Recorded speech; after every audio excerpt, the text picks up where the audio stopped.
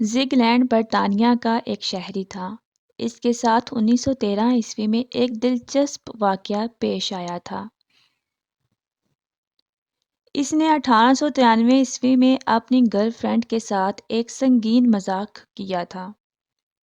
Girl friend نے اس مذاق کے نتیجے میں خودکشی کر لی۔ خودکشی کی اطلاع جب گرل فرینڈ کے بھائی تک پہنچی تو اس نے رائفل لی، زگلینڈ کے گھر گیا اور اس پر گولی چلا دی۔ گولی زگلینڈ کے سر کے قریب سے گزر کر درخت میں لگ گئی۔ زگلینڈ وہاں سے بھاگ گیا۔ بعد ازاں حملہ آور کو پولیس نے گرفتار کر لیا۔ دونوں خاندانوں کی صلح ہوئی اور یوں زندگی کا سفر آگے کی طرف چل نکلا۔ اس واقعے کے 20 سال بعد 1913 میں زگلینڈ نے اس درخت کو کاٹنا شروع کر دیا، لیکن درخت کا تنا موٹا اور سخت تھا۔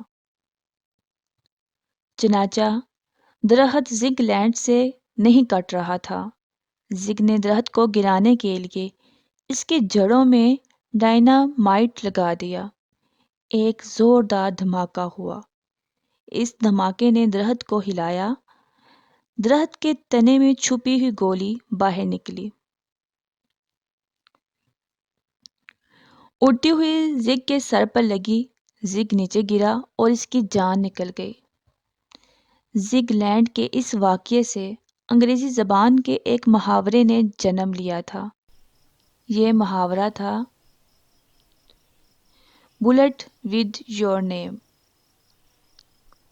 بعض اوقات قدرت کس طرح 20 سال پہلے چلائی ہوئی گولی کو ایکٹیو کر دیتی ہے اور انسان 20 سال بعد ہی صحیح لیکن قدرت کے فیصلوں کی زد میں آ جاتا ہے۔